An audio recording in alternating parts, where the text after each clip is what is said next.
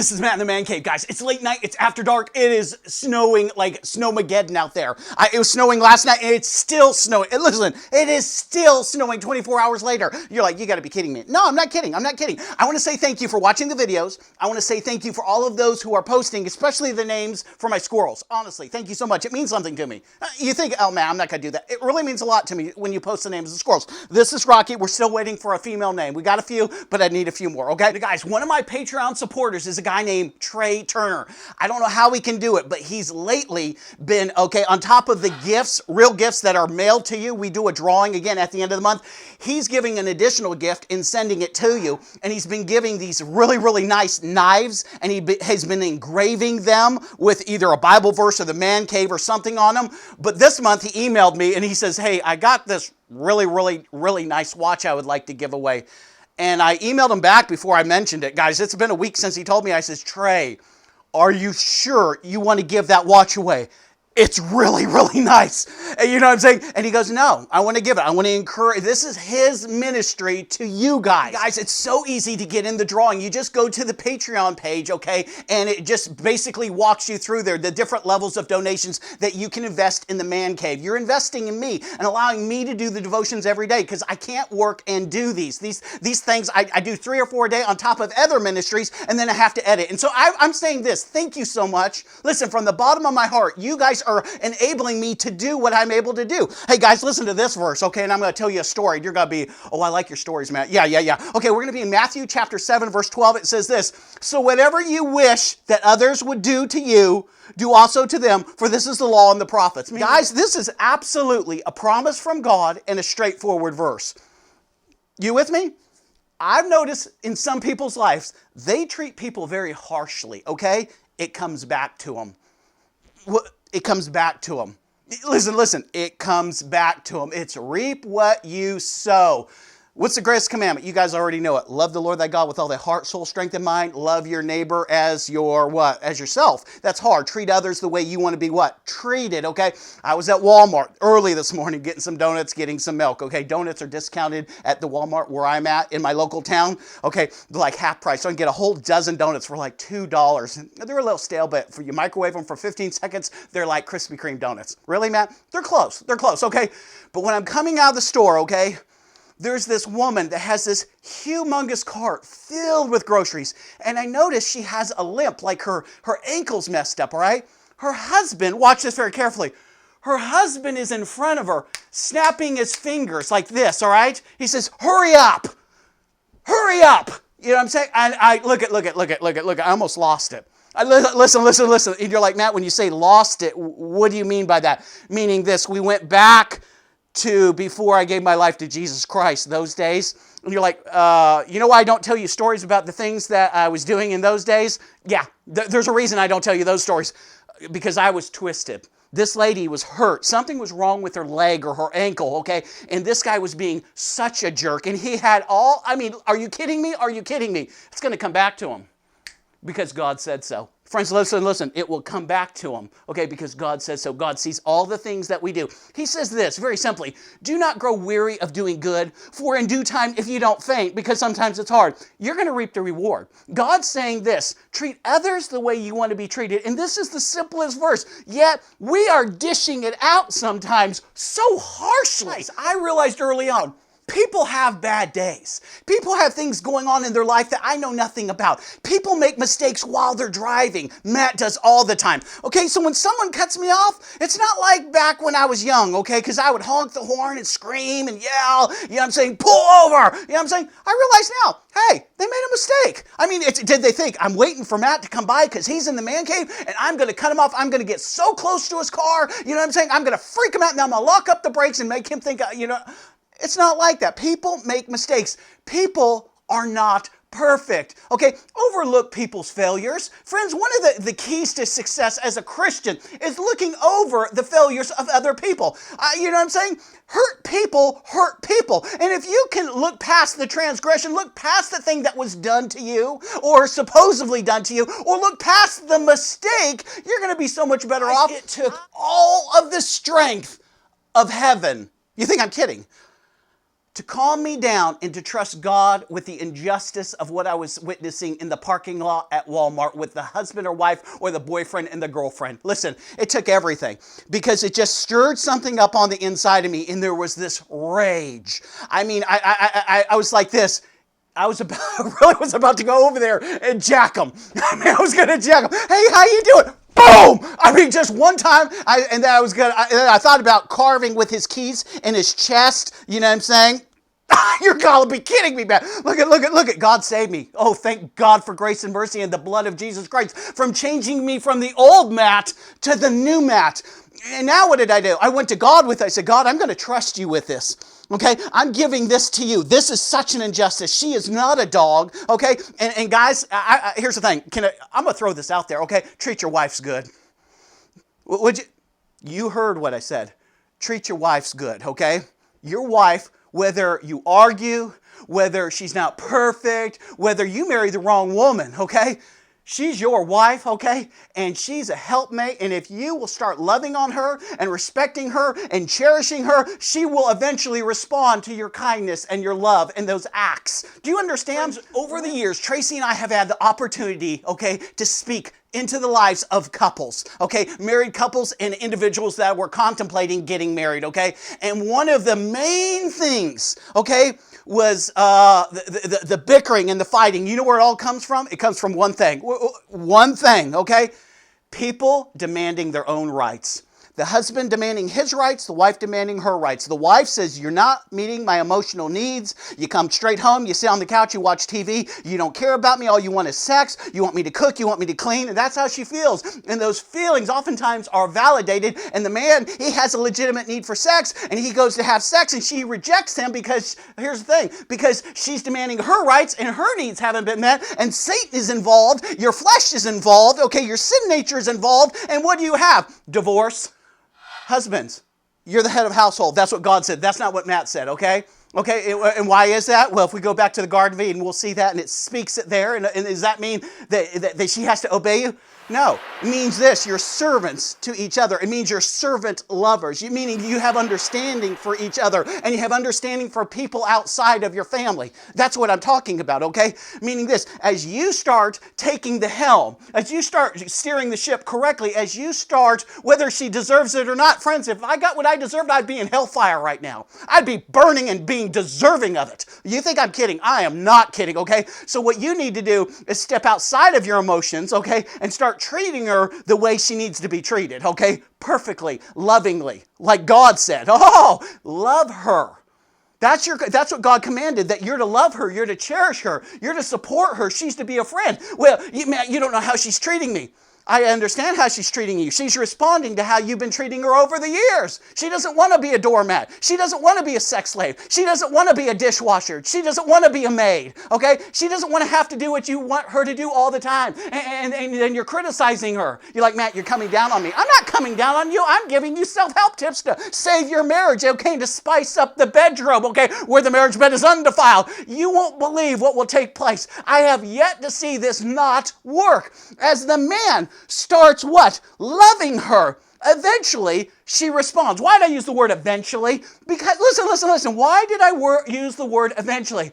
Because she knows you. And she just thinks it's another con. It's you just trying to get in her panties. It's you just trying to sack her one more time, okay? Where she's kind of pushed you off of that for a little bit because what? You're a jerk. Don't be a jerk. Okay, be the guy she was dating. Where did that guy go? Who's the new guy? 50 pounds heavier, complaining all the time, not doing anything around the house. Where are you, my friend?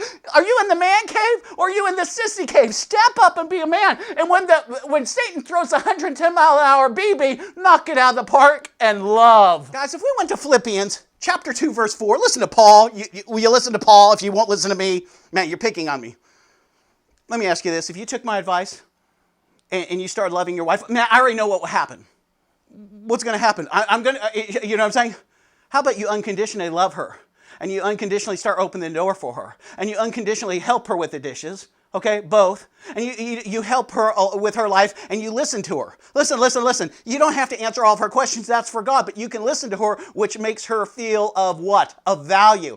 You could start treating her the way you treated her before you had sex with her. Because we always treat women really good, okay, before we have sex with them. But then once we get married and we get used to that, okay, then the real me comes out. How about the real you be Christ, okay? He's the what? He's the groom and we're the bride, okay? And treat everyone outside of the marriage and in the marriage the same way with his love, okay? You can't give what you don't have. So what I'm saying to do is get a what? A recharge of Jesus Christ. Rededicate your life to your Lord and to your wife and apologize. The simple words is, honey,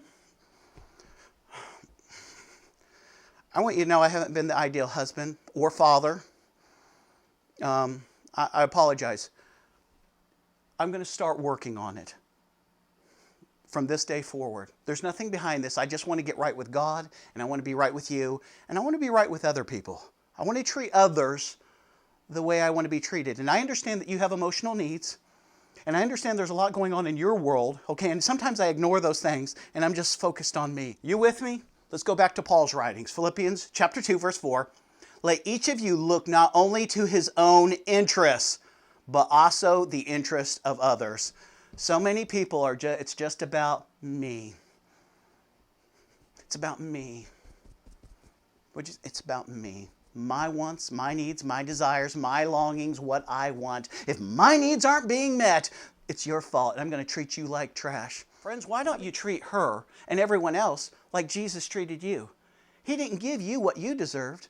He looked the other way. The key to marriage is this: being best friends for life. Forget the whole marriage thing. Yes, you're married. Just be a best friend with the person, okay?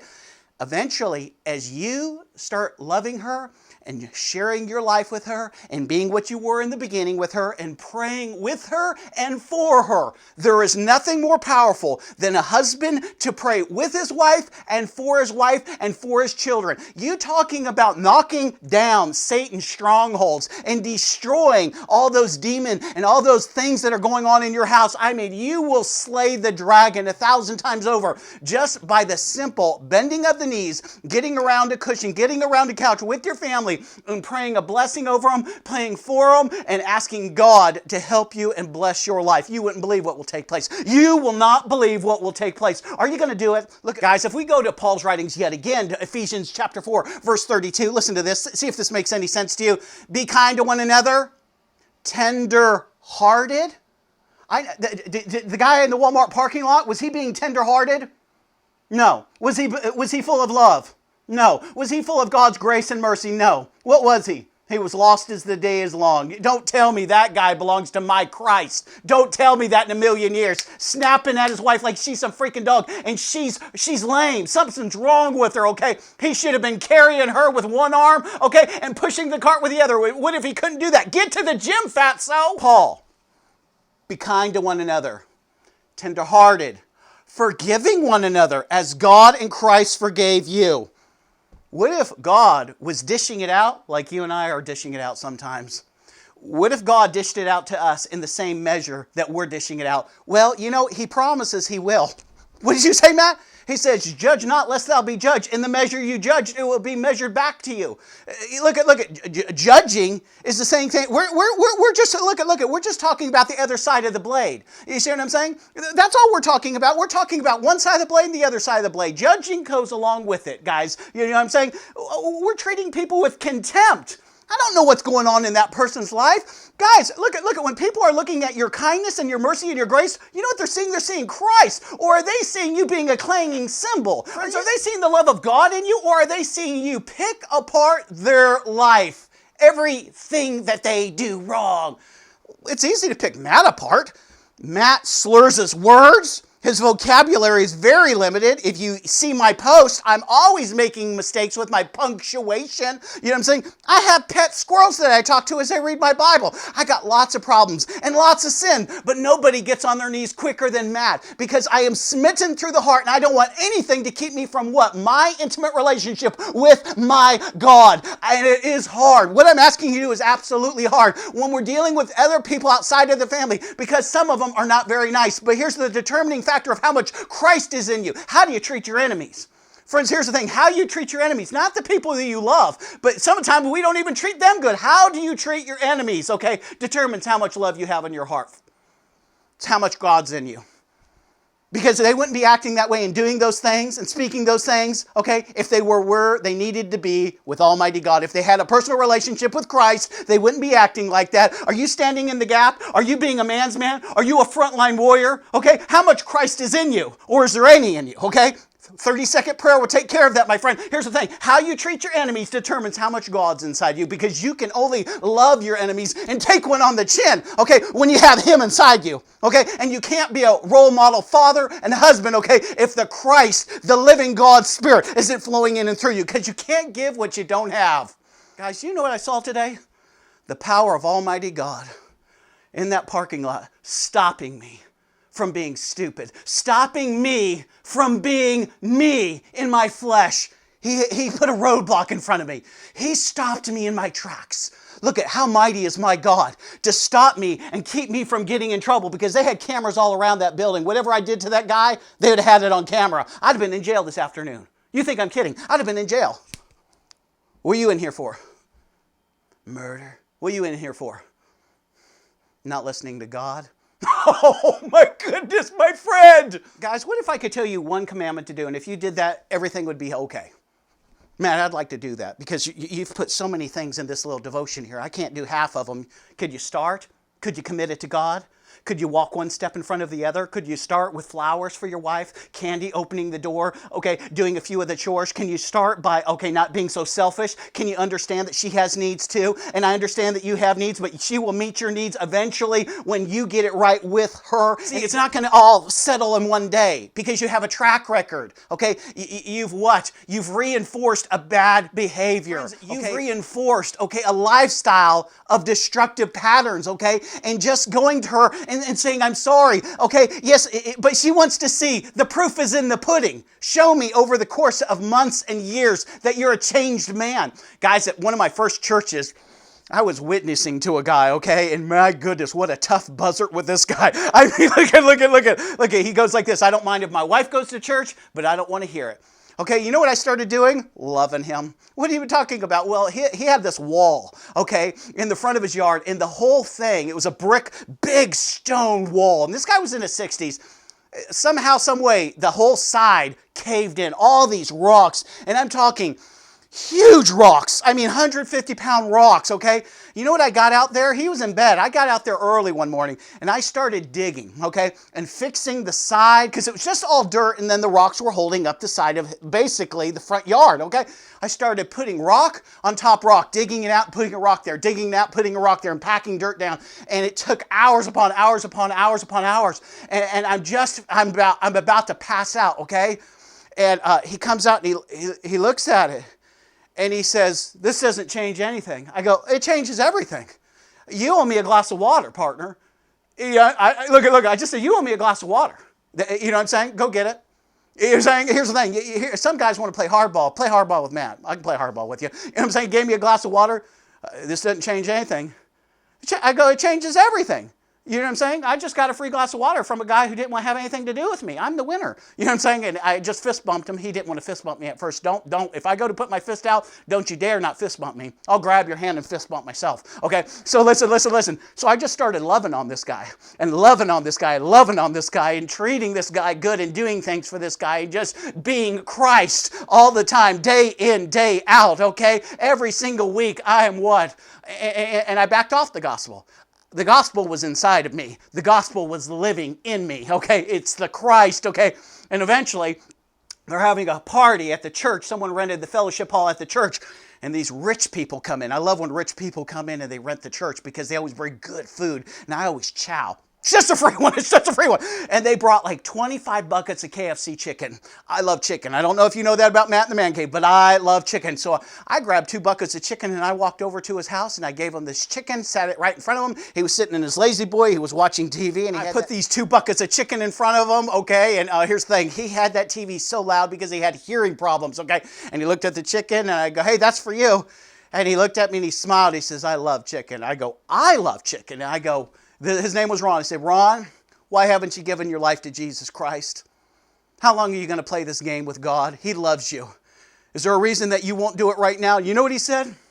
Nope. We prayed. Friends, we prayed. And I'm telling you, his life was flipped upside down. Look at, his whole life changed. I couldn't believe it, guys. I literally couldn't believe it. 90% of his vocabulary disappeared in one single day. And his wife called my wife and says, you're not going to believe this. And my wife was, what? What's wrong? What's wrong? It's like living with a brand new man. He got up this morning and made breakfast. And my wife goes, he did what? You know what I'm saying? He did the dishes.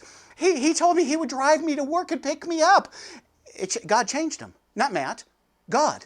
And what did God use to break down that wall? Love.